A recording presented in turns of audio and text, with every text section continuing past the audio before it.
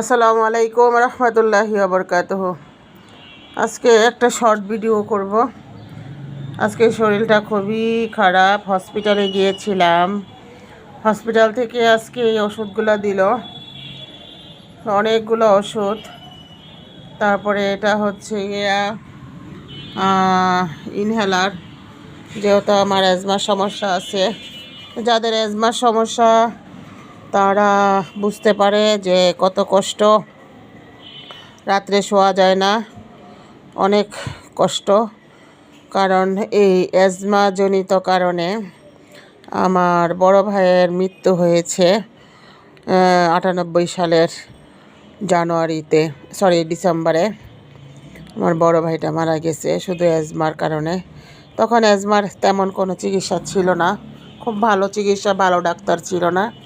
টঙ্গীতে একটা হসপিটালে ভর্তি করানো হয়েছিল আমার ভাইকে, কিন্তু বক্ষব্যাধিতে নেওয়ার পরে খুব বেশি একটা সুস্থ হয়ে ওঠে নাই। তাই অ্যাজমা খুবই মারাত্মক একটা জিনিস, দম ফেলানো যায় না, কথা বলা যায় না, ঠান্ডা তো করাই যায় না। ঠান্ডা বা গরম যেটাই হোক না কেন অ্যাজমার জন্য, ঠান্ডা বা গরম কোনোটাই অ্যাজমা মানে না, এটা আমি বিশ্বাস করি না। কারণ কেউ বলে ঠান্ডা হলে অ্যাজমা হয়, কেউ বলে গরম পড়লে অ্যাজমা হয়। আসলে রোগ হওয়ার কোনো সময়ের ব্যাপার না, রোগ হওয়ার জন্য কোনো কিছুর প্রয়োজন নাই। আমি এখন যেটা মনে করি, আমার ভবিষ্যৎ থেকে আমি 2002 সালে যখন আমার মেজরিটি অপারেশন হয়, হঠাৎ করে মেজর অপারেশন হয়, বিশাল বড় একটা মেজর অপারেশন হয়। আমি সুস্থ মানুষ, গোসল করে খেয়ে দিয়ে ঘরে শুয়েছিলাম। এমতো অবস্থায় হঠাৎ করেই আমার প্রবলেম হয়, তারপরে আমার মেজর অপারেশন হয়। তখন আমার বয়সও খুব বেশি না, খুব 19 থেকে 18-19 এরকম হবে। তখন আমার বয়স 19-20 এরকম হবে। কিন্তু ওই সময়ই থেকে আমি বুঝতে পারছি যে অসুস্থতা হওয়ার জন্য কোনো কারণের প্রয়োজন নেই, আর অসুস্থতার জন্য কোনো কারণ লাগে না। অসুস্থ হওয়ার দরকার হয়ে যায়।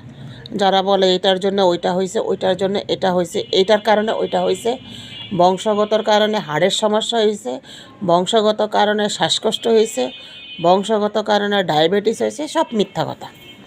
প্রচলিতভাবে আল্লাহ পাক রাব্বুল আলামিন যে রোগটা আমার জন্য নির্ধারণ করে রাখছে, আমি বিশ্বাস করি সেটা আমার হবেই হবে। বংশে থাকলেও হবে, বংশে না থাকলেও হবে। কারো ডায়াবেটিস হবে, কারো ডায়াবেটিস হবে না, কারো অ্যাজমা হবে, হাড়ের সমস্যা হবে, আবার কারো ক্যান্সার হবে, আবার কারো হবে না। রোগের কোনো শেষ নাই। অতএব রোগ নিয়ে এত কথা বলা যাবে না। রোগ হওয়ার দরকার হইবে, সারার দরকার সারবে। যার হায়াত আছে সে বাঁচবে, যার হায়াত নেয়, আল্লাহ যদি মনে করে এই রোগের মাধ্যমে তার মৃত্যু হবে, তাহলে সে মৃত্যুবরণ করবে। আল্লাহ তাকে জান্নাতবাসী করবে অথবা তাকে জাহান্নামবাসী করবে, সেটা আল্লাহর পছন্দ। এই জন্য রোগ নিয়ে এখন আমি আর কোনো কথা বলতে চাই না। রোগ হচ্ছে আমার জীবন সঙ্গী। 2002 সাল থেকে আমার রোগ জীবন সঙ্গী। এখনও আমি রোগ বয়েই চলতেছি। হয়তোবা এটা আল্লাহ আমার প্রতি একটা খাস রহমত দান করছে। আমি মনে করি এটা একটা রহমত। আল্লাহ খাস রহমত দান করে মানুষের ধন সম্পদ দিয়া, টাকা পয়সা দিয়া, বাড়ি গাড়ি দিয়া, কোটি কোটি টাকা দিয়া। আর আমাকে আল্লাহ তাআলা পাক রাব্বুল আলামিন খাস রহমত দান করছে অসুস্থতা দিয়া, সন্তান দিয়া।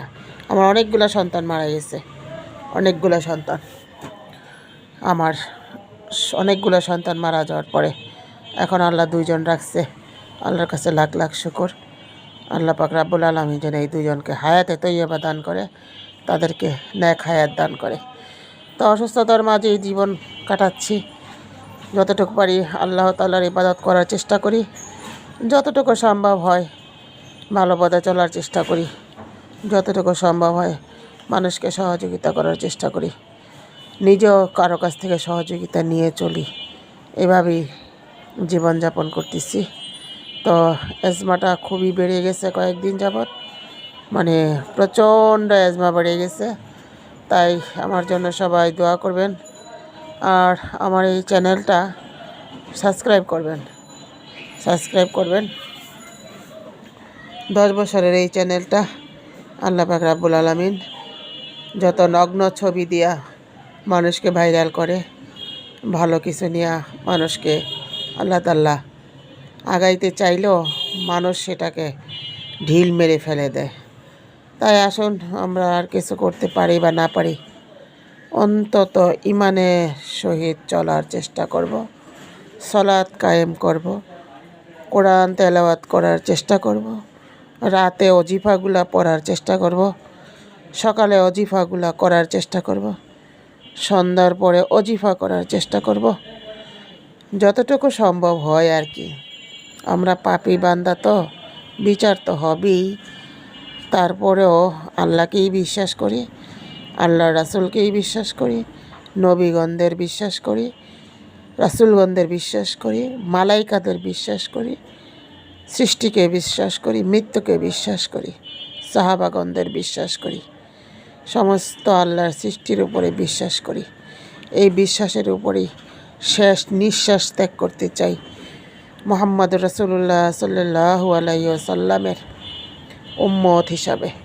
আল্লাহ যেন আমাদের সবাইকে মুহাম্মদুর রাসূলুল্লাহ সাল্লাল্লাহু আলাইহি ওয়াসাল্লামের উম্মত হিসাবে কিয়ামতের মাঝে সমস্ত মুসলিমকে কবুল করেন, আমিন। আল্লাহুম্মা সাল্লি আলা সাইয়্যিদিনা মাওলানা মুহাম্মদ ওয়া আলা আলি সাইয়্যিদিনা মাওলানা মুহাম্মদ। রব্বানা রাব্বা ইজ্জাতি আম্মা ইয়াসিফুন ওয়া সালামুন আলাল মুরসালিন ওয়ালহামদুলিল্লাহি রাব্বিল আলামিন।